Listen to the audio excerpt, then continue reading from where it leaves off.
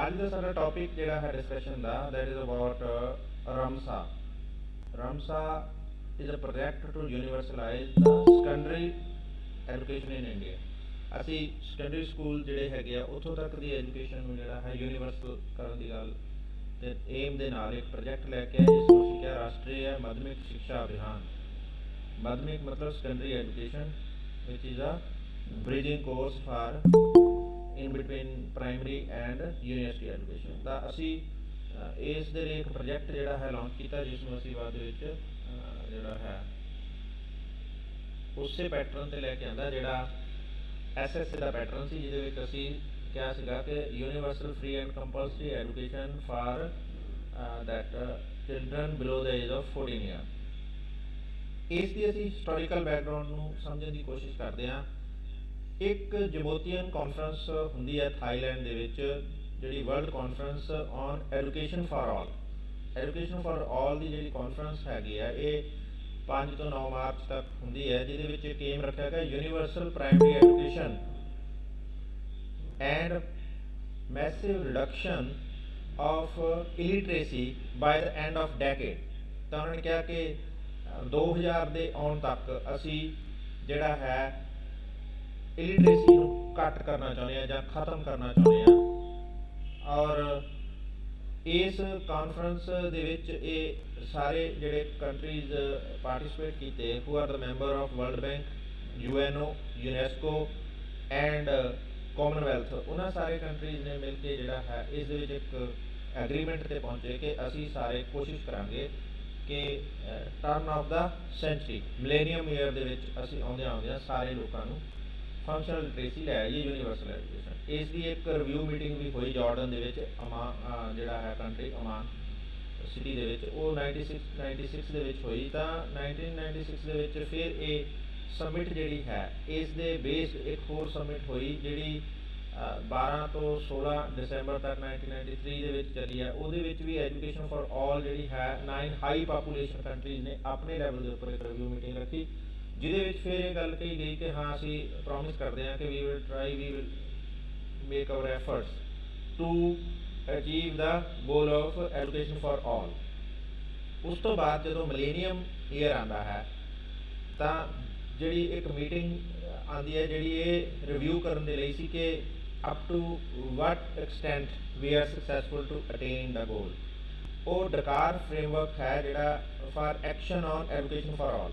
ਇਹਦੇ ਵਿੱਚ ਇਹ ਕਿਹਾ ਗਿਆ ਕਿ ਮਿਲੇਨੀਅਮ ਤੱਕ ਅਸੀਂ ਕਿਹਾ ਸੀਗਾ ਕਿ ਅਸੀਂ 100% ਲਿਟਰੇਸੀ ਵੱਲ ਜਾਵਾਂਗੇ, ਅਸੀਂ ਯੂਨੀਵਰਸਲਾਈਜ਼ ਕਰ ਦਿਆਂਗੇ ਐਜੂਕੇਸ਼ਨ ਨੂੰ, ਪਰ ਇਹ ਹੋ ਨਹੀਂ ਪਾਇਆ। ਤਾਂ ਉਸ ਮੀਟਿੰਗ ਦੇ ਵਿੱਚ ਅਸੀਂ ਕਲੈਕਟਿਵ ਕਮਿਟਮੈਂਟ ਦੀ ਦੁਬਾਰਾ ਤੋਂ ਗੱਲ ਕੀਤੀ। ਜਿਹੜਾ ਵਰਲਡ ਐਜੂਕੇਸ਼ਨ ਫੋਰਮ ਬਣੀ ਡਕਾਰ ਸਨੇਗਲ ਦੇ ਵਿੱਚ ਇੱਕ ਸ਼ਹਿਰ ਦੇ ਵਿੱਚ, ਤਾਂ ਉੱਥੇ ਇਹ ਕਿਹਾ ਗਿਆ ਕਿ ਅਸੀਂ ਫਿਰ ਟਿਲ ਦਾ 2010 ਮਤਲਬ ਇੱਕ ਡੈਕੇਡ ਦੇ ਲਈ ਹੋਰ ਟਾਰਗੇਟ ਰੱਖਿਆ ਗਿਆ ਕਿ ਅਸੀਂ ਜਿਹੜਾ ਹੈ ਨੋ ਚਾਈਲਡ ਲੈਫਟ ਬਿਹਾਈਂਡ ਦੇ ਨਾਲ ਚੱਲਾਂਗੇ। ਔਰ ਇਹਦੇ ਵਿੱਚ ਜਿਹੜੀ ਗੱਲ ਕੀਤੀ ਗਈ, ਇਹਦੇ ਵਿੱਚ ਜਿਹੜਾ ਅੰਬਰੇਲਾ ਹੈ ਉਸ ਨੂੰ ਐਕਸਪੈਂਡ ਕਰਨ ਦੀ ਗੱਲ ਕੀਤੀ ਗਈ। ਉਹਨੇ ਕਿਹਾ ਕਿ ਐਜੂਕੇਸ਼ਨ ਜਿਹੜੀ ਹੈ ਉਹਦੇ ਵਿੱਚ ਐਜੂਕੇਸ਼ਨ ਫਾਰ ਆਲ ਦੇ ਵਿੱਚ 6 ਤੋਂ 14 ਨਹੀਂ, ਅਰਲੀ ਚਾਈਲਡਹੁੱਡ ਕੇਅਰ ਜਿਹੜਾ ਹੈ ਐਂਡ ਐਜੂਕੇਸ਼ਨ, ਇਸ ਨੂੰ ਵੀ ਜਿਹੜਾ ਹੈ ਕਵਰ ਕੀਤਾ ਜਾਏਗਾ। ਔਰ ਇਹ ਵੀ ਇੰਸ਼ੋਰ ਕਰਨ ਦੀ ਗੱਲ ਕੀਤੀ ਗਈ ਕਿ ਜਿਹੜੀਆਂ ਗਰਲ ਚਾਈਲਡ ਨੇ ਉਹਨਾਂ ਨੂੰ ਅਸੀਂ ਇਹਦੇ ਵਿੱਚ ਜਿਹੜਾ ਹੈ ਮੈਕਸਿਮਮ ਇਨਰੋਲ ਕਰ ਸਕੀਏ, ਕਿਉਂਕਿ ਜਿਹੜੇ ਹਾਈਲੀ ਪਾਪੂਲੇਟਡ ਕੰਟਰੀਜ਼ ਨੇ ਉਹ ਏਸ਼ੀਆ ਜਾਂ ਅਫਰੀਕਨ ਕੰਟਰੀਜ਼ ਨੇ ਔਰ ਉਹਨਾਂ ਵਿੱਚ ਇੱਕ ਜਿਹੜਾ ਹੈ ਟੈਬੂ ਹੈ ਕਿ ਲੜਕੀਆਂ ਨੂੰ ਪੜ੍ਹਾਉਣਾ ਨਹੀਂ ਹੈ। ਅਸੀਂ ਉਸ ਨੂੰ ਬ੍ਰੇਕ ਕਰਨ ਦੀ ਗੱਲ ਵੀ ਇੱਥੇ ਜਿਹੜੀ ਹੈ ਇਸ ਕਾਨਫਰੰਸ ਦੇ ਵਿੱਚ ਹੋਈ। ਉਸ ਤੋਂ ਬਾਅਦ ਫਿਰ ਜਿਹੜੀ ਗੱਲ ਇਹਦੇ ਵਿੱਚ ਕੀਤੀ ਗਈ ਉਹ ਸੀਗਾ ਕਿ ਅਡਲਟ ਜਿਹੜੇ ਹੈਗੇ ਆ ਜਾਂ ਯੰਗਸ ਨੇ ਉਹਨਾਂ ਦੀ ਐਜੂਕੇਸ਼ਨ ਜਿਹੜੀਆਂ ਨੀਡਸ ਨੇ ਉਹ ਲਾਈਫ ਸਕਿੱਲ ਪ੍ਰੋਗਰਾਮ ਲੈ ਕੇ ਆਵਾਂਗੇ, ਜਿਹਦੇ ਨਾਲ ਅਸੀਂ ਉਹਨਾਂ ਨੂੰ ਇਸ ਤਰ੍ਹਾਂ ਦੀਆਂ ਸਕਿੱਲ ਦੇ ਪਾਈਏ ਕਿ ਉਹ ਆਪਣੀ ਇੰਪਲਾਇਮੈਂਟ ਜਿਹੜੀ ਹੈ ਉਸ ਨੂੰ ਇੰਸ਼ੋਰ ਕਰ ਸਕਣ। ਫਿਰ ਇੱਕ ਹੋਰ ਕਹੀ ਗਈ ਕਿ ਅਸੀਂ ਅਡਲਟ ਲਿਟਰੇਸੀ ਵੱਲ ਵੀ ਜਾਣਾ ਹੈ। ਅਡਲਟ ਲਿਟਰੇਸੀ ਪ੍ਰੋਗਰਾਮ ਦੇ ਵਿੱਚ ਅਸੀਂ ਇਹ ਕਿਹਾ ਕਿ 2015 ਤੱਕ 50% ਵੀਮਨ ਜਿਹੜੀਆਂ ਨੇ ਉਹਨਾਂ ਨੂੰ ਐਜੂਕੇਟ ਕਰਨ ਦੀ ਗੱਲ ਕਰ ਰਹੇ ਆ, ਕਿਉਂਕਿ ਇਹ ਕਿਹਾ ਗਿਆ ਕਿ ਜਿਹੜਾ ਹੈ 2050 ਤੱਕ ਜਿਹੜੀ ਪਾਪੂਲੇਸ਼ਨ ਹੈ ਉਹ ਨੀਅਰ ਅਬਾਊਟ 1.5 ਟਾਈਮ ਹੋ ਜਾਏਗੀ। ਔਰ ਐਡੇ ਵੱਡੇ ਪਾਪੂਲੇਸ਼ਨ ਨੂੰ ਸਰਵਾਈਵਲ ਦੇਣਾ ਜਾਂ ਉਹਨਾਂ ਲਈ ਸਸਟੇਨੇਬਲ ਲਾਈਫ ਸਿਚੁਏਸ਼ਨ ਜਿਹੜੀਆਂ ਨੇ ਕ੍ਰੀਏਟ ਕਰਨਾ that will not be easy for the world। ਤਾਂ ਅਸੀਂ ਇਹ ਕਹਿਣ ਦੀ ਕੋਸ਼ਿਸ਼ ਕੀਤੀ ਕਿ ਸਾਨੂੰ ਫੈਮਿਲੀ ਸਾਈਜ਼ ਛੋਟਾ ਕਰਨਾ ਹੈ। ਫੈਮਿਲੀ ਸਾਈਜ਼ ਛੋਟਾ ਉਦੋਂ ਹੀ ਪੋਸੀਬਲ ਹੋਏਗਾ ਜਦੋਂ ਵਿਮਨ ਲਿਟਰੇਟ ਹੋਣਗੀਆਂ। ਵਿਮਨ ਲਿਟਰੇਟ ਕਦੋਂ ਹੋਣਗੀਆਂ? ਜਦੋਂ ਅਸੀਂ ਜਿਹੜਾ ਹੈ ਵਿਮਨ ਨੂੰ ਇੰਪਾਵਰ ਕਰਾਂਗੇ ਔਰ ਉਹਨਾਂ ਨੂੰ ਐਡੂਕੇਟ ਕਰਾਂਗੇ ਔਰ ਉਹਨਾਂ ਨੂੰ ਅਸੀਂ ਫੈਮਿਲੀ ਪਲਾਨਿੰਗ ਵੇਜ਼ ਜਾਂ ਜਿਹੜੀਆਂ ਟੈਕਨੀਕਸ ਨੇ ਉਹਨਾਂ ਬਾਰੇ ਅਵੇਅਰ ਕਰਾਂਗੇ ਔਰ ਅਸੀਂ ਫੈਮਿਲੀ ਸਾਈਜ਼ ਛੋਟਾ ਕਰਨ ਦੇ ਮੈਥਡ ਜਿਹੜੇ ਨੇ ਉਹਨਾਂ ਨੂੰ ਦੱਸ ਪਾਵਾਂਗੇ ਅਤੇ ਉਹ ਪੋਸੀਬਲ ਹੋਏਗਾ ਕਲਾਸਰੂਮ। ਫਿਰ ਅਗਲੀ ਗੱਲ ਜਿਹੜੀ ਇਹਦੇ ਵਿੱਚ ਇਹ ਕੀਤੀ ਗਈ ਕਿ ਅਸੀਂ ਪ੍ਰਾਇਮਰੀ ਐਜੂਕੇਸ਼ਨ 'ਚ 2015 ਤੱਕ ਇਕੁਇਟੀ ਲੈ ਕੇ ਆਉਣਾ ਚਾਹੁੰਦੇ ਹਾਂ, ਜੈਂਡਰ ਇਕੁਇਟੀ, ਲੜਕੇ ਅਤੇ ਲੜਕੀਆਂ ਦੀ ਇਨਰੋਲਮੈਂਟ ਅਸੀਂ ਬਰਾਬਰ ਕਰਾਂਗੇ। ਔਰ ਸੈਕੰਡਰੀ ਐਜੂਕੇਸ਼ਨ ਦੇ ਵਿੱਚ ਅਸੀਂ ਜੈਂਡਰ ਇਕੁਐਲਿਟੀ ਦੀ ਗੱਲ ਜਿਹੜੀ ਹੈ 2015 ਤੱਕ ਅਟੇਨ ਕਰਨੀ ਹੈ ਕਿ ਜਿੰਨੇ ਲੜਕੇ ਪਾਸ ਹੋਣ +2 'ਚ ਉਨੀਆਂ ਹੀ ਲੜਕੀਆਂ ਪਾਸ ਹੋਣ। ਤਾਂ ਇਸ ਏਮ ਦੇ ਨਾਲ ਇਹ ਡਕਾਰ ਜਿਹੜੀ ਕਾਨਫਰੰਸ ਹੈ ਕੰਪਲੀਟ ਹੁੰਦੀ ਹੈ। ਔਰ ਉਸ ਤੋਂ ਬਾਅਦ ਇੱਕ ਗੱਲ ਕਹੀ ਜਾਂਦੀ ਹੈ ਕਿ ਕੁਆਲਿਟੀ ਐਜੂਕੇਸ਼ਨ ਵੱਲ ਵੀ ਅਸੀਂ ਕੋਸ਼ਿਸ਼ ਕਰਾਂਗੇ। ਤਾਂ ਇਸ ਤਰ੍ਹਾਂ ਨਾਲ ਜਿਹੜਾ ਹੈ ਇਸ ਬੈਕਗਰਾਊਂਡ ਦੇ ਵਿੱਚੋਂ ਜਿਹੜਾ ਹੈ ਯੂਨੀਵਰਸਲ ਸੈਕੰਡਰੀ ਐਜੂਕੇਸ਼ਨ ਦਾ ਕੰਸੈਪਟ ਇਮਰਜ ਹੋਣਾ ਸ਼ੁਰੂ ਹੁੰਦਾ ਹੈ, ਲੈ ਕੇ ਆਉਣਾ ਪਏਗਾ। ਔਰ ਉਹਦੇ ਵਿੱਚ ਅਸੀਂ ਇਹ ਕਿਹਾ ਕਿ ਜਿਹੜੇ ਅਸੀਂ ਪਹਿਲਾਂ ਕਹਿੰਦੇ ਸੀ ਕਿ 30% ਬॉयਜ਼ ਜਾਂ 5th ਤੱਕ ਜਿਹੜੇ ਹੈ ਇਨਰੋਲ ਕਰਾਂਗੇ ਜਾਂ 18 ਬॉयਜ਼ 50% ਜਿਹੜੇ ਅਪਰ ਪ੍ਰਾਇਮਰੀ 'ਚ ਲੈ ਕੇ ਜਾਵਾਂਗੇ ਜਾਂ ਅਸੀਂ 60% ਜਿਹੜਾ ਹੈ ਜਿਹੜੀ ਹੈ ਮੈਟ੍ਰਿਕ ਉਹ ਕਰਾਵਾਂਗੇ। ਇਹ ਸਾਰਾ ਕੁਝ 2007 ਤੱਕ ਦਾ ਟਾਰਗੇਟ ਸੀ ਜਿਹੜਾ ਅਸੀਂ ਕਰ ਨਹੀਂ ਪਾਏ। ਔਰ ਹੁਣ ਜਿਹੜੀ ਹੈ ਅਸੀਂ ਬਿਮਾਰੂ ਸਟੇਟਸ ਦੀ ਜਦੋਂ ਗੱਲ ਕਰਦੇ ਹਾਂ ਤਾਂ ਉਹਨਾਂ ਵਿੱਚ ਅੱਜ ਦੀ ਲਿਟਰੇਸੀ ਜਦੋਂ ਅਸੀਂ ਦੇਖਦੇ ਹਾਂ ਤਾਂ ਸਾਡੇ ਕੋਲ 6 ਤੋਂ 14 ਸਾਲ ਦੀ ਜਿਹੜੀ ਲਿਟਰੇਸੀ ਹੈ ਉਹ ਇਸ ਤਰ੍ਹਾਂ ਨਾਲ ਨਿਕਲ ਕੇ ਆਉਂਦੀ ਹੈ ਕਿ ਬਿਮਾਰੂ ਸਟੇਟਸ ਦੇ ਵਿੱਚ ਸਾਡੇ ਕੋਲ ਬਹੁਤ ਘੱਟ ਜਿਹੜੇ ਹੈ ਲੋਕ ਲਿਟਰੇਟ ਨੇ ਜਿਹੜੇ 8th ਵੀ ਕਰ ਪਾਉਂਦੇ ਆ। ਤਾਂ ਸਾਨੂੰ ਇਹ ਸਾਰੇ ਕਾਸੇ ਨੂੰ ਇੰਪਰੂਵ ਕਰਨਾ ਹੈ। ਜਦੋਂ ਅਸੀਂ ਦੇਖਦੇ ਹਾਂ ਬਜਟਸ ਤਾਂ ਕਿਵੇਂ ਕੋਈ ਕੰਟਰੀ ਸਕਸੈਸਫੁਲ ਹੋਇਆ 100% ਲਿਟਰੇਟ ਕਰਨ ਲਈ। USA ਆਪਣੇ ਬਜਟ ਦਾ 6% ਦੇ ਨੀਅਰ ਅਬਾਊਟ ਸਪੈਂਡ ਕਰਦਾ ਹੈ, ਜਦੋਂ ਕਿ ਅਸੀਂ ਸਿਰਫ 3.89 ਉਦੋਂ ਕਰਦੇ ਸੀ, ਹੁਣ ਇਹ 3.5 ਰਹਿ ਗਿਆ ਕਿਉਂਕਿ ਮੋਦੀ ਗਵਰਨਮੈਂਟ ਨੇ ਕੱਟ ਲਗਾ ਦਿੱਤਾ। ਤਾਂ ਅਸੀਂ ਆਪਣਾ ਬਜਟ ਐਲੋਕੇਟ ਨਹੀਂ ਕਰ ਪਾ ਰਹੇ। ਜਦੋਂ ਬਜਟ ਐਲੋਕੇਟ ਨਹੀਂ ਕਰ ਪਾ ਰਹੇ ਤਾਂ ਇਹਦਾ ਮਤਲਬ ਸਕੂਲ ਨਹੀਂ ਬਣਾ ਪਾ ਰਹੇ, ਇਹਦਾ ਮਤਲਬ ਟੀਚਰ ਰਿਕਰੂਟ ਨਹੀਂ ਕਰ ਪਾ ਰਹੇ। ਇਸੇ ਕਾਰਨ ਸਾਡੀ ਲਿਟਰੇਸੀ ਅੱਛੀ ਨਹੀਂ ਹੈ।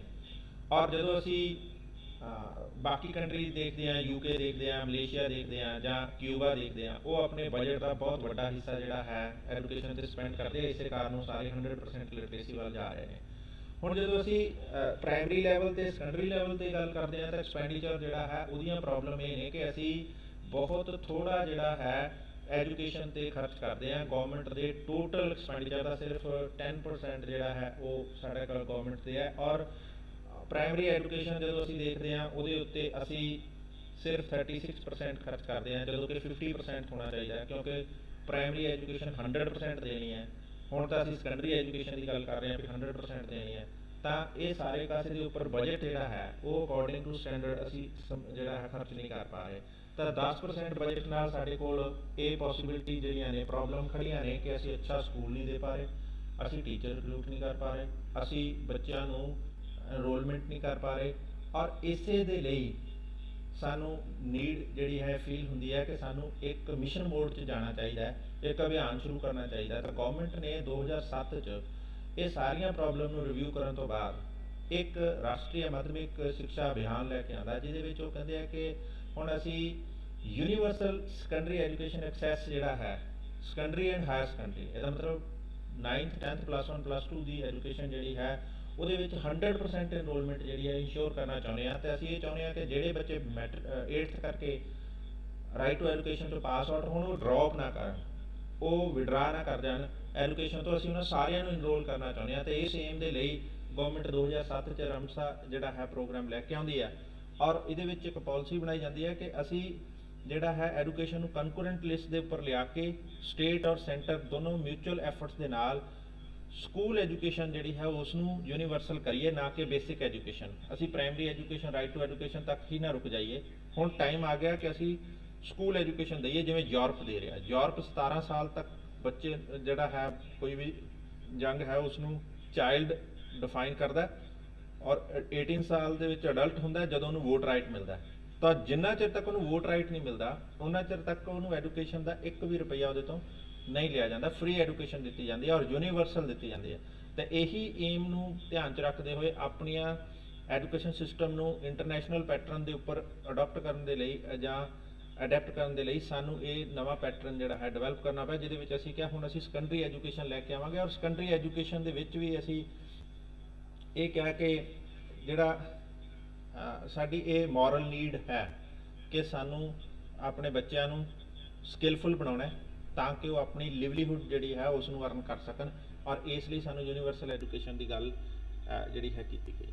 ਹੁਣ ਇਹਦੇ ਵਿੱਚ ਜਿਹੜਾ ਸਟਰਕਚਰ ਬਣਾਇਆ ਗਿਆ, ਉਹਨਾਂ ਨੇ ਕਿਹਾ ਵੀ 2009 ਤੋਂ ਲਾਂਚ ਹੋਏਗਾ, 2017 ਤੱਕ ਚੱਲੇਗਾ, ਜਿਹੜਾ ਕਿ 2017 'ਚ ਖਤਮ ਕਰ ਦਿੱਤਾ ਗਿਆ। ਹੁਣ ਇਸ ਨੂੰ ਐਕਸਟੈਂਸ਼ਨ ਤੇ ਦੁਬਾਰਾ ਜਿਹੜਾ ਹੈ ਰਮਸਾ ਵਾਲੇ ਸਾਰੇ ਟੀਚਰ ਕੱਢ ਦਿੱਤੇ ਗਏ, ਔਰ ਉਸ ਤੋਂ ਬਾਅਦ ਦੁਬਾਰਾ ਹੁਣ ਇਹ ਡਿਪਾਰਟਮੈਂਟ ਨੇ ਆਪਣੇ ਲੈਵਲ ਤੇ ਸਟੇਟਸ ਨੇ ਉਹਨਾਂ ਨੂੰ ਐਡਜਸਟ ਕਰ ਲਿਆ, ਔਰ ਗ੍ਰਾਂਟਸ ਸੈਂਟਰ ਨੇ ਦੇਣੀਆਂ ਬੰਦ ਕਰ ਦਿੱਤੀਆਂ। ਪਰ ਜਦੋਂ ਇਹ ਇੰਪਲੀਮੈਂਟ ਕਰਨ ਦੀ ਗੱਲ ਹੋਈ ਸੀ ਤਾਂ ਉਸ ਟਾਈਮ ਦੇ ਉੱਪਰ ਕਿਹਾ ਸੀ ਕਿ secretary to secondary education department ਉਹ ਚੇਅਰਮੈਨ ਹੋਏਗਾ ਸਟੇਟ ਲੈਵਲ ਦੇ ਉੱਪਰ, ਔਰ ਜਿਹੜਾ ਡੀਸੀ ਹੋਏਗਾ ਉਹ ਡਿਸਟ੍ਰਿਕਟ ਲੈਵਲ ਤੇ ਚੇਅਰਮੈਨ ਹੋਏਗਾ, ਔਰ ਡੀਓ ਜਿਹੜਾ ਹੈ ਉਹ ਪ੍ਰੋਜੈਕਟ ਕੋਆਰਡੀਨੇਟਰ ਦੇ ਤੌਰ ਤੇ ਨਾਲ ਕੰਮ ਕਰੇਗਾ। ਔਰ 17 ਤੱਕ ਇਹ ਪ੍ਰੋਜੈਕਟ ਹੋਏਗਾ, ਔਰ ਇਹਦੇ ਵਿੱਚ ਅਸੀਂ 9th ਤੋਂ ਲੈ ਕੇ 10th ਤੱਕ ਸਾਰੇ ਗਵਰਨਮੈਂਟ ਮਿਊਨਿਸਪਲ ਸਕੂਲਸ ਪਲੱਸ ਜਿਹੜੇ ਹੈ +1 +2 ਦੇ ਸਿਰਫ ਗਵਰਨਮੈਂਟ ਸਕੂਲ ਜਿਹੜੇ ਨੇ ਉਹਨਾਂ ਨੂੰ ਕਵਰ ਕਰਾਂਗੇ, ਔਰ ਫਾਈਨੈਂਸ਼ੀਅਲ ਅਸਿਸਟੈਂਸ ਜਿਹੜੀ ਹੈ ਉਹ ਸੈਂਟਰ ਜਾਂ ਸਟੇਟ ਗਵਰਨਮੈਂਟ ਵੱਲੋਂ ਦਿੱਤੀ ਜਾਏਗੀ। ਔਰ ਇਹਦੇ ਵਿੱਚ ਵਿਜ਼ਨ ਜਿਹੜਾ ਰੱਖਿਆ ਗਿਆ ਇਸ ਮਿਸ਼ਨ ਦੇ ਵਿੱਚ ਉਹ ਇਹ ਸੀਗਾ ਕਿ ਅਸੀਂ ਨੈਸ਼ਨਲ ਲੈਵਲ ਦੇ ਉੱਪਰ ਗੁੱਡ ਕੁਆਲਿਟੀ ਐਜੂਕੇਸ਼ਨ 3 A's ਜਿਹੜੇ ਨੇ ਉਹਨਾਂ ਦਾ ਮਿਸ਼ਨ ਰੱਖ ਕੇ ਚੱਲਦੇ ਹਾਂ। ਇੱਕ ਹੈ ਅਵੇਲੇਬਲ ਕਰਾਉਣੀ ਹੈ। ਅਵੇਲੇਬਲ ਦਾ ਮਤਲਬ ਹੈ ਕਿ ਅਸੀਂ 8 ਕਿਲੋਮੀਟਰ ਦੇ ਰੇਡੀਅਸ 'ਚ ਇੱਕ ਸਕੂਲ ਦੇਣਾ ਹੈ ਹਰ ਬੱਚੇ ਨੂੰ। ਸੈਕੰਡਰੀ ਸਕੂਲ 8 ਕਿਲੋਮੀਟਰ ਦੇ ਰੇਡੀਅਸ 'ਚ ਦੇਣਾ ਹੈ। ਜਿਵੇਂ ਅਸੀਂ ਇਹ ਪਹਿਲਾਂ ਮੰਨ ਕੇ ਚੱਲੇ ਸੀ ਕਿ ਜਿਹੜਾ ਪ੍ਰਾਇਮਰੀ ਸਕੂਲ ਹੈ ਉਹ 1 ਕਿਲੋਮੀਟਰ ਦੇ ਰੇਡੀਅਸ 'ਚ ਦੇਣਾ ਤਾਂ ਕਿ ਬੱਚਾ ਜਿਹੜਾ ਹੈ ਲੋਅਰ ਪ੍ਰਾਇਮਰੀ ਸਕੂਲ ਤੱਕ ਤੁਰ ਕੇ ਜਾ ਸਕੇ। ਔਰ ਫਿਰ ਕਿਹਾ ਸੀਗਾ ਕਿ 2.5 ਕਿਲੋਮੀਟਰ ਦੇ ਵਿੱਚ ਮਿਡਲ ਸਕੂਲ ਦੇਵਾਂਗੇ ਤਾਂ ਕਿ 8th ਤੱਕ ਦਾ ਬੱਚਾ ਸਾਈਕਲ ਚਲਾ ਕੇ ਉੱਥੇ ਜਾ ਸਕੇ। ਹੁਣ ਅਸੀਂ ਇਹ ਕਿਹਾ ਕਿ ਸੈਕੰਡਰੀ ਸਕੂਲ ਅਸੀਂ 7 ਤੋਂ 8 ਕਿਲੋਮੀਟਰ ਦੇ ਰੇਡੀਅਸ 'ਚ ਦੇਵਾਂਗੇ ਤਾਂ ਕਿ ਲੜਕੀ ਨੂੰ ਜੇ ਉਹ ਮਾਈ ਭਾਗੋ 'ਚੋਂ ਸਾਈਕਲ ਦੇ ਦਈਏ, ਹੁਣ ਤਾਂ ਸਕੂਟੀ ਮਿਲ ਜਾਣੀ ਹੈ, ਹੁਣ ਤਾਂ ਭਾਵੇਂ 20 ਕਿਲੋਮੀਟਰ ਤੱਕ ਵੀ ਦੇ ਸਕਦੇ ਹਾਂ, ਤਾਂ ਅਸੀਂ ਐਕਸੈਸ ਜਿਹੜਾ ਅਵੇਲੇਬਲ ਕਰਾਈਏ। ਪਹਿਲੀ ਗੱਲ ਕਿ ਐਜੂਕੇਸ਼ਨ। ਹੁਣ ਜਦੋਂ ਅਸੀਂ ਰਿਐਲਿਟੀ ਦੇਖਦੇ ਹਾਂ, ਜਿਹੜਾ ਭਾਰਤ ਹੈ, ਭਾਰਤ ਦੇ ਪਿੰਡਾਂ 'ਚ ਅੱਜ ਵੀ ਸਾਡੇ ਕੋਲ ਕੋਈ ਨਾਨ ਮੈਡੀਕਲ ਜਾਂ ਕਮਰਸ ਗਰੁੱਪ ਦੇ ਸਕੂਲ ਅਵੇਲੇਬਲ ਨਹੀਂ ਹੈ। ਘੱਟ ਤੋਂ ਘੱਟ 20 ਪਿੰਡਾਂ ਤੇ ਇੱਕ ਇਹੋ ਜਿਹਾ ਸਕੂਲ ਹੋਏਗਾ ਜਿੱਥੇ ਕਮਰਸ ਦੇ ਬੈਚ ਚੱਲਦੇ ਹੋਣਗੇ ਜਾਂ ਮੈਡੀਕਲ ਜਾਂ ਨਾਨ ਮੈਡੀਕਲ ਦਾ ਗਰੁੱਪ ਚੱਲਦਾ ਹੋਏਗਾ। ਸਿਰਫ ਹਿਊਮੈਨਿਟੀਜ਼ ਦਾ ਗਰੁੱਪ ਜਿਹੜਾ ਹੈ ਸਾਡੇ ਪਿੰਡਾਂ ਦੇ ਵਿੱਚ ਸੀਨੀਅਰ ਸੈਕੰਡਰੀ ਸਕੂਲਾਂ 'ਚ ਚੱਲ ਰਿਹਾ। ਤਾਂ ਗਵਰਨਮੈਂਟ ਇਹ ਕਹਿ ਰਹੀ ਹੈ ਕਿ ਅਸੀਂ ਅਵੇਲੇਬਲ ਕਰਾਵਾਂਗੇ। ਤਾਂ ਉਹਨਾਂ ਨੇ ਕਿਹਾ ਕਿ ਅਸੀਂ 20 ਕਿਲੋਮੀਟਰ ਦਾ ਇੱਕ ਐਜੂਕੇਸ਼ਨ ਸਰਕਲ ਰੱਖਾਂਗੇ, ਔਰ 20 ਕਿਲੋਮੀਟਰ ਦੇ ਵਿੱਚ ਜਿਹੜੇ 4 ਸੈਕੰਡਰੀ ਸਕੂਲ ਬਣਾਵਾਂਗੇ ਉਹਨਾਂ ਵਿੱਚੋਂ ਇੱਕ ਸਕੂਲ ਜਿਹੜਾ ਹੈ ਹਿਊਮੈਨਿਟੀਜ਼ ਦਾ ਹੋਏਗਾ। ਹਿਊਮੈਨਿਟੀਜ਼ ਤਾਂ ਸਾਰੇ ਸਕੂਲਾਂ 'ਚ ਹੋਏਗੀ। ਇੱਕ ਸਕੂਲ 'ਚ ਅਸੀਂ ਸੈਕੰਡਰੀ ਕਮਰਸ ਲੈ ਕੇ ਜਾਵਾਂਗੇ, ਇੱਕ 'ਚ ਮੈਡੀਕਲ, ਇੱਕ 'ਚ ਨਾਨ ਮੈਡੀਕਲ, ਤਾਂ ਕਿ ਸਾਨੂੰ ਜਿਹੜਾ ਹੈ ਵੋਕੇਸ਼ਨਲ ਵਿੰਗ ਵੀ ਨਾਲ ਜੋੜਾਂਗੇ ਤਾਂ ਕਿ ਹਰ ਤਰ੍ਹਾਂ ਦੀ ਐਜੂਕੇਸ਼ਨ ਨੂੰ ਅਵੇਲੇਬਲ ਕਰਾਇਆ ਜਾਵੇ। ਐਕਸੈਸਿਬਲ ਦਾ ਮਤਲਬ ਹੈ ਕਿ ਅਸੀਂ ਵਿਦਿਨ ਰੀਚ ਬੱਚੇ ਦੇ ਤੁਰ ਕੇ ਜਾਣ ਲਈ, ਲੜਕੀਆਂ ਜੇਕਰ ਰੂਰਲ ਰਿਮੋਟ ਏਰੀਆ 'ਚ ਹੋਵੇ, ਹਿਲੀ ਏਰੀਆ 'ਚ ਹੋਵੇ ਤਾਂ ਲੜਕੀਆਂ ਲਈ ਸੇਫ ਐਕਸੈਸ ਜਿਹੜਾ ਹੈ ਉਹ ਪੋਸੀਬਲ ਕਰਾਉਣਾ। ਉਹਦੇ ਵਾਸਤੇ ਭਾਵੇਂ ਅਸੀਂ ਆਪਣੇ ਵੱਲੋਂ ਟਰਾਂਸਪੋਰਟ ਦੇ ਦਈਏ, ਮਾਈ ਭਾਗੋ 'ਚ ਸਾਈਕਲ ਦੇ ਦਈਏ, ਜਾਂ ਹੁਣ ਕਾਂਗਰਸ ਸਰਕਾਰ ਕਹਿੰਦੀ ਸਕੂਟੀ ਦੇ ਦਿਆਂਗੇ। ਅਫੋਰਡੇਬਲ ਦਾ ਮਤਲਬ ਹੈ ਅਸੀਂ ਫੀਸ ਸਟਰਕਚਰ ਨੂੰ ਇਸ ਤਰ੍ਹਾਂ ਦਾ ਕਰੀਏ ਕਿ ਹਰ ਵੀਕਰ ਸੈਕਸ਼ਨ ਜਿਹੜਾ ਹੈ ਉਹ ਉਸ ਤੱਕ ਪਹੁੰਚ ਸਕੇ। ਤਾਂ ਇਹਦਾ ਮਤਲਬ ਹੈ 14 ਸਾਲ 'ਚ ਜਦੋਂ ਬੱਚਾ ਡ੍ਰੌਪ ਆਊਟ ਹੋਣਾ ਸੀਗਾ, ਅਸੀਂ ਉਹਦੇ 4 ਸਾਲ ਹੋਰ ਸਕੂਲ 'ਚ ਰੱਖਣ ਦਾ ਜਿਹੜਾ ਮਿਸ਼ਨ ਹੈ ਉਸ ਦੀ ਗੱਲ ਇਹਦੇ ਵਿੱਚ ਕਰਨੀ ਸ਼ੁਰੂ ਕੀਤੀ ਹੈ। ਔਰ ਅਸੀਂ ਇਹ ਕਹਿਣਾ ਚਾਹੁੰਦੇ ਹਾਂ ਕਿ 2017 ਤੱਕ ਹਰ ਬੱਚਾ ਜਿਹੜਾ 8th ਪਾਸ ਕਰੇਗਾ ਉਹ +2 ਵੀ ਪਾਸ ਕਰੇਗਾ। ਤਾਂ ਇਸ ਤਰ੍ਹਾਂ ਦੇ ਮਿਸ਼ਨ ਨਾਲ ਜਿਹੜਾ ਹੈ ਗੱਲ ਕਰਦੇ ਹਾਂ। ਔਰ ਅਗਲੀ ਗੱਲ ਇਹਦੇ ਵਿੱਚ ਇਹ ਕਹੀ ਗਈ ਸੀ ਕਿ 2020 ਤੱਕ ਅਸੀਂ ਇਹ ਇੰਸ਼ੋਰ ਕਰਨਾ ਚਾਹੁੰਦੇ ਹਾਂ ਕਿ 18 ਸਾਲ ਤੱਕ ਬੱਚਾ ਸਕੂਲ 'ਚ ਹੀ ਰਵੇ, ਉਹ ਡ੍ਰੌਪ ਆਊਟ ਨਾ ਕਰੇ, ਉਹ ਕਿਸੇ ਵਰਕ ਪਲੇਸਿਸ ਤੇ ਨਾ ਜਾਵੇ, ਉਹ ਚਾਈਲਡ ਲੇਬਰ ਵੱਲ ਨਾ ਜਾਵੇ, ਔਰ ਅਸੀਂ ਉਸ ਨੂੰ फ्री एजुकेशन प्रोवाइड कर सके। एनी सर काफ़ी कुछ तो मतलब थोड़ा तो सेम ही है सर, क्योंकि ये दोनों चीज़ें, ये दोनों एक ही बात कह रहे हैं कि हमें मतलब हर एक बच्चे को स्कूल में भेजना चाहिए कि अगर कोई भी ढाबे वगैरह पे काम भी कर रहा है तो भी उनको होना वो देखने आए, मतलब प्रॉपर एक चेक बैलेंस होना चाहिए, ताकि जो बच्चों को नहीं मिल रही पढ़ाई का, मतलब कोई मौका नहीं मिल रहा, उनको जाना चाहिए, भेजना चाहिए। पेरेंट्स को समझाना चाहिए कि ये स्कीम है तो वो आके उनको भेज सकते हैं स्कूल में पढ़ाने के लिए। 11th कुछ ਤੇ 12th ਕਲਾਸ ਦੀ ਗੱਲ ਕਰਦੇ ਆ ਤੇ ਉਹਦੇ ਵਿੱਚ ਛੋਟੀ ਕਲਾਸ ਦੀ ਗੱਲ ਹੋ ਰਹੀ ਸੀ, ਅਪ ਟੂ 8th 9th ਤੱਕ ਦੀ 8th ਤੱਕ ਦੀ। ਬੱਚੇ ਇਹਦੇ ਵਿੱਚ ਥੋੜਾ ਹੋਰ ਕਲੀਅਰ ਕਰਨ ਦੀ ਲੋੜ ਹੈ। ਇੱਕ ਤਾਂ ਇਹਦੇ ਵਿੱਚ ਅਸੀਂ ਏਜ ਗਰੁੱਪ ਡਿਫਰ ਕੀਤਾ ਹੈ। Age group right to education ਨਾਲੋਂ ਬਦਲ ਗਿਆ। ਪਹਿਲਾਂ 6 ਤੋਂ 14 ਸਾਲ ਤੱਕ ਪੜ੍ਹਾਉਣ ਦੀ ਗੱਲ ਹੋ ਰਹੀ ਸੀ, ਹੁਣ 14 ਤੋਂ 18 ਵਾਲਿਆਂ ਨੂੰ ਵੀ ਨਾਲ ਕਵਰ ਕਰਨਾ। ਇਹਦਾ ਮਤਲਬ ਹੈ ਹੁਣ 6 ਤੋਂ 14 ਸਾਲ ਤੱਕ ਦੀ 6 ਤੋਂ 18 ਸਾਲ ਤੱਕ ਪੜ੍ਹਾਉਣ ਦੀ ਗੱਲ ਹੋ ਰਹੀ ਹੈ। ਈਵਨ ਕਿ ਜਿਹੜੀ ਮੋਦੀ ਜੀ ਨਵੀਂ ਪਾਲਿਸੀ ਲੈ ਕੇ ਆ ਰਹੇ ਆ, ਉਹਦੇ ਵਿੱਚ ਇਹ ਕਹਿ ਦਿੱਤਾ ਕਿ ਅਸੀਂ 3 ਈਅਰ ਤੋਂ ਬੱਚੇ ਨੂੰ ਲਵਾਂਗੇ ਔਰ 18 ਸਾਲ ਤੱਕ 15 ਸਾਲ ਤੱਕ ਗਵਰਨਮੈਂਟ ਰਿਸਪੌਂਸਿਬਿਲਿਟੀ ਰਹੇਗੀ ਕਿ ਬੱਚੇ ਨੂੰ ਸਕੂਲ 'ਚ ਉਹ ਐਜੂਕੇਸ਼ਨ ਦੇਵੇ। ਤਾਂ ਇਹਦਾ ਇੱਕ ਤਾਂ ਇਹ ਗੱਲ ਹੈ। ਦੂਸਰੀ ਗੱਲ ਇਹ ਕੀਤੀ ਹੈ ਕਿ ਅਸੀਂ ਕਿਹਾ ਕਿ 7 ਕਿਲੋਮੀਟਰ ਦੇ ਵਿੱਚ ਅਸੀਂ ਸੈਕੰਡਰੀ ਸਕੂਲ ਦੇਵਾਂਗੇ, ਠੀਕ ਹੈ, ਔਰ 10 ਕਿਲੋਮੀਟਰ 'ਚ ਸੀਨੀਅਰ ਸੈਕੰਡਰੀ ਸਕੂਲ ਦੇਵਾਂਗੇ, ਔਰ ਅਸੀਂ ਉਹਦੇ ਵਿੱਚ ਹਰ ਤਰ੍ਹਾਂ ਦੀ ਐਜੂਕੇਸ਼ਨ ਦੀ ਗੱਲ ਕਰਾਵਾਂਗੇ। ਭਾਵੇਂ ਕੋਈ ਵੋਕੇਸ਼ਨਲ ਐਜੂਕੇਸ਼ਨ ਲੈਣਾ ਚਾਹੁੰਦਾ, ਕੋਈ ਮੈਡੀਕਲ ਲੈਣਾ ਚਾਹੁੰਦਾ, ਕਮਰਸ ਲੈਣਾ ਚਾਹੁੰਦਾ, ਸਾਇੰਸ ਲੈਣਾ ਚਾਹੁੰਦਾ, ਨॉन ਮੈਡੀਕਲ ਕਰਨਾ ਚਾਹੁੰਦਾ ਜਾਂ ਹਿਊਮੈਨਿਟੀਜ਼ ਕਰਨਾ ਚਾਹੁੰਦਾ। ਈਵਨ ਕਿ ਹੁਣ ਬਿਜ਼ਨਸ ਐਡਮਿਨਿਸਟ੍ਰੇਸ਼ਨ ਦੀ ਗੱਲ ਵੀ ਹੋ ਰਹੀ ਹੈ ਕਿ ਸੈਪਰੇਟ ਗਰੁੱਪ ਦੇ ਤੌਰ ਤੇ ਆਏਗਾ, ਤਾਂ ਅਵੇਲੇਬਲ ਕਰਾਵਾਂਗੇ ਵਿਦ ਇਨ ਰੀਚ। ਅੱਜ ਤੱਕ ਅਸੀਂ ਇਸ ਤਰ੍ਹਾਂ ਦਾ ਕੁਝ ਨਹੀਂ ਕਰ ਰਹੇ। ਅਸੀਂ ਕੀ ਕਰ ਰਹੇ ਹਾਂ ਕਿ ਸਕੂਲ ਦੇ ਦਿੱਤਾ, ਭਾਵੇਂ ਉੱਥੇ ਹਿਊਮੈਨਿਟੀਜ਼ ਦਾ ਗਰੁੱਪ ਹੈ ਜਾਂ ਉੱਥੇ ਗਰੁੱਪ ਜਿਹੜਾ ਹੈ ਕਿਸੇ ਤਰ੍ਹਾਂ ਦਾ ਸਾਡੇ ਕੋਲ ਜ਼ਿਆਦਾਤਰ ਪਿੰਡਾਂ ਦੇ ਵਿੱਚ ਹਿਊਮੈਨਿਟੀਜ਼ ਦਾ ਹੀ ਗਰੁੱਪ ਚੱਲ ਰਿਹਾ। ਕੋਈ ਬੋਦਰ ਨਹੀਂ ਕਰਦਾ ਕਿ ਉੱਥੇ ਬੱਚਾ ਮੈਡੀਕਲ ਕਰਨਾ ਚਾਹੁੰਦਾ, ਕਿਉਂਕਿ ਉੱਥੇ ਹੁਣ ਮੰਨ ਲਓ ਗਰਲ ਰੂਰਲ ਬੈਲਟ ਦੇ ਵਿੱਚ ਇੱਕ ਇਹ ਹੈਗਾ ਕਿ ਅਸੀਂ ਲੜਕੀ ਨੂੰ ਦੂਰ ਨਹੀਂ ਭੇਜਣਾ, ਤੇ ਉਹ ਕਰਨਾ ਤਾਂ ਮੈਡੀਕਲ ਚਾਹੁੰਦੀ ਹੈ ਪਰ ਮੈਡੀਕਲ ਅਵੇਲੇਬਲ ਨਹੀਂ ਹੈ, ਤਾਂ ਉਹ ਕੀ ਕਰ ਰਹੀ ਹੈ, ਹਿਊਮੈਨਿਟੀਜ਼ ਕਰ ਰਹੀ ਹੈ। ਇੱਕ ਇਹ ਗੱਲ। ਤਾਂ ਦੂਸਰਾ ਜਿਹੜਾ ਟਾਰਗੇਟ ਹੈ ਉਹ 2017 ਤੱਕ ਸੀ 100% ਇਨਰੋਲਮੈਂਟ ਦਾ, ਹਰ ਬੱਚਾ +1 'ਚ ਜਾਂ +2 'ਚ ਦਾਖਲਾ ਲਵੇ। ਤੀਸਰਾ ਜਿਹੜਾ ਇਹਦੇ ਵਿੱਚ ਸੀਗਾ ਕਿ 2020 ਤੱਕ ਅਸੀਂ ਬੱਚਿਆਂ ਨੂੰ ਸਕੂਲ 'ਚ ਰੱਖਣ ਦੀ ਗੱਲ ਜਿਹੜੀ ਹੈ ਉਹ ਪੂਰੀ ਕਰਨੀ ਹੈ ਕਿ ਹਰ ਬੱਚਾ ਸਕੂਲ ਦੇ ਵਿੱਚ ਹੀ ਰਵੇ 18 ਸਾਲ ਤੱਕ। ਅਸੀਂ ਉਸ ਨੂੰ ਡਰੋਪ ਆਊਟ ਕਰਨ ਨਹੀਂ ਦੇਣਾ ਜਾਂ ਸਕੂਲ ਛੱਡ ਕੇ ਜਾਣ ਦੀ ਗੱਲ ਅਸੀਂ ਉਹਦੇ ਨਾਲ ਨਹੀਂ ਜੋੜਨੀ। ਤਾਂ ਇਸ ਤਰ੍ਹਾਂ ਨਾਲ ਇਹ ਜਿਹੜਾ ਹੈ ਸਾਡਾ ਡਿਫਰ ਕਰਦਾ ਹੈ ਔਰ ਵਿਜ਼ਨ ਜਿਹੜਾ ਹੈ ਉਹ ਇਹਦੇ ਨਾਲ ਕਲੀਅਰ ਹੁੰਦਾ ਹੈ। ਅਗਲੀ ਗੱਲ ਜਿਹੜੀ ਇਹਦੇ ਵਿੱਚ ਹੈ ਉਹ ਉਹੀ ਹੈ ਕਿ ਸੈਕੰਡਰੀ ਐਜੂਕੇਸ਼ਨ 'ਚ ਅਸੀਂ ਇਕੁਇਟੀ ਲੈ ਕੇ ਆਉਣ ਦੀ ਗੱਲ ਕੀਤੀ ਹੈ। ਇਕੁਇਟੀ ਦਾ ਮਤਲਬ ਹੈ ਵੀਕਰ ਸੈਕਸ਼ਨ, ਭਾਵੇਂ ਇਕਨੋਮਿਕਲੀ ਹੈ ਜਾਂ ਬੈਕਵਰਡ ਸੈਕਸ਼ਨ ਜਾਂ ਗਰਲਸ ਹੋਣ, ਡਿਸੇਬਲ ਹੋਵੇ, ਅਸੀਂ ਉਹਨਾਂ ਨੂੰ ਰੈਜ਼ੀਡੈਂਸ਼ੀਅਲ ਜਿਹੜਾ ਹੈ ਆਪਣੀ ਰੈਜ਼ੀਡੈਂਸ ਦੇ ਏਰੀਆ ਦੇ ਵਿੱਚ ਐਕਸੈਸ ਕਰਵਾਈਏ ਤਾਂ ਕਿ ਕੋਈ ਵੀ ਪਰਸਨ ਜਿਹੜਾ ਹੈ ਉਹ ਉਹਦੇ ਤੋਂ ਬਾਹਰ ਨਾ ਰਵੇ।